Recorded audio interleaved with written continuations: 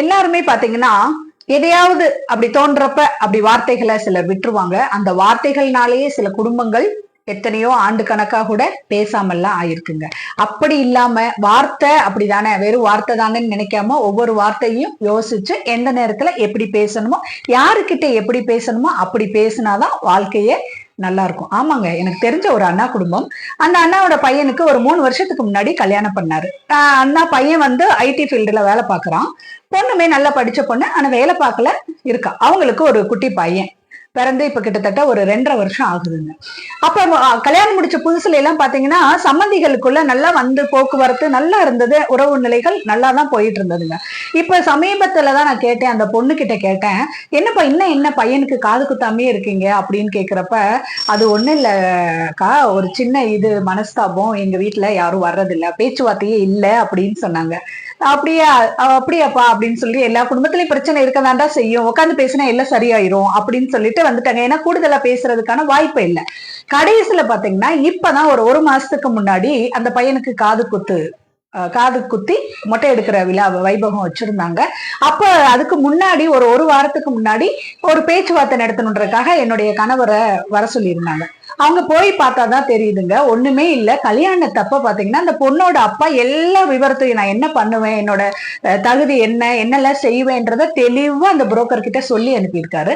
ஆனா அந்த புரோக்கர் இவங்க கிட்ட தெளிவா அதை வந்து சொல்லலைங்க. இவர் சிலதெல்லாம் கேட்டிருக்கிற அந்த பையனோட அப்பா சொன்னதுக்கெல்லாம் அதெல்லாம் பண்ணிடுவாங்க அப்படின்னு அவர் சமாளிச்சு, அது எங்கிட்ட ஒரு நல்ல காரியம் முடிஞ்சா சரின்னு ஏதோ சில விஷயங்கள் அப்படி பேசியிருப்பார் போல இருக்கு. இது இந்த மாப்பிள்ளையோட அப்பா என்ன பண்ணிட்டாருன்னா மனசுலயே வச்சுக்கிட்டே இருந்துட்டு ஒரு நாள் ஒரு கோயிலுக்கு போயிருக்கிறப்ப அந்த சம்பந்தி கிட்ட சைஸா ஒரு இந்த சொல்லுவோம் இல்லைங்களா, பேச்சு வாக்குல ஒரு பிட்டை போட்டுட்டாரு.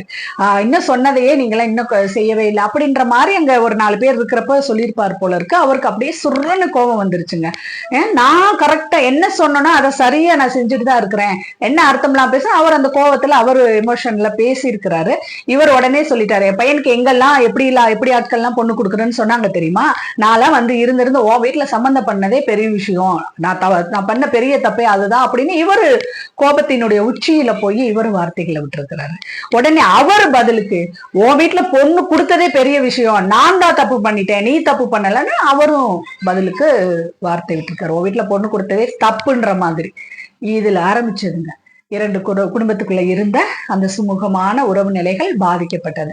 இதுல யாருடைய தப்பு?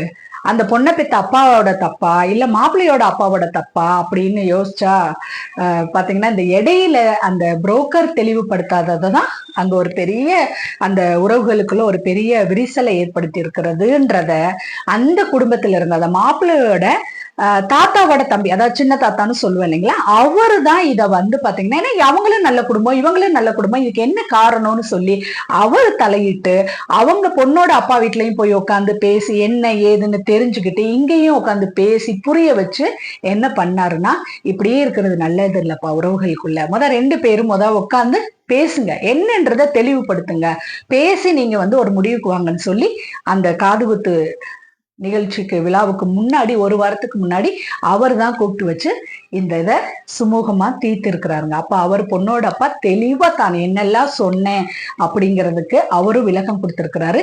இவருமே நான் வந்து அப்படியே ஒரு கோயில் விழாவில் வச்சு 4 பேர் முன்னாடி நான் கேட்டது தவறுதான் அப்படின்ற புரிதலுக்கு இவரும் வந்துட்டாருங்க. அப்ப பாருங்களே, ஒரு சாதாரண வார்த்தை தான், இவரு அத்தனை பேர் முன்னாடி அப்படி கேட்டு இருக்க தேவையில்லை. அவருமே கோபப்பட்டு உன் வீட்டுல பொண்ணு கொடுத்தது தப்புதான்னு சொல்லி ஒரு வார்த்தை தான் கோபத்தின் உச்சியில அவரும் சொல்லிட்டார். அதனால இந்த குடும்பம் கிட்டத்தட்ட ஒரு 2 ஆண்டுகள் பிரிந்திருந்த குடும்பம் உட்கார்ந்து பேசி தன்னுடைய வார்த்தைகளினால் வந்த விளைவை உணர்ந்து இன்னைக்கு அடுத்து பாத்தீங்கன்னா 1 வாரம் கழிச்சு அந்த பையனுக்கு ரொம்ப அழகா அந்த காதுகுத்து மொட்டை எடுக்கிற நிகழ்வு ரொம்ப சிறப்பா பண்ணாங்க. அதாங்க நம்ம முன்னோர்கள் சொல்லுவாங்க, வாழ்க்கையில 3 விஷயங்கள் போனால் திரும்பாதுங்க. அம்பரா தோணியிலிருந்து புறப்பட்ட அம்பு, இந்த உடல்ல இருந்து பிரிந்து போன உயிர், இந்த வாயிலிருந்து வெளியேறிய சொல், போனா போனது தாங்க. அப்ப இந்த வார்த்தை தானே, வெறும் சொல்லுதானே அப்படின்னு நம்ம யாரும் எடுத்துடக்கூடாது. ஒவ்வொரு சொல்லையும் நிதானமாக யோசித்து ஒவ்வொருத்தரும் பயன்படுத்தணும்.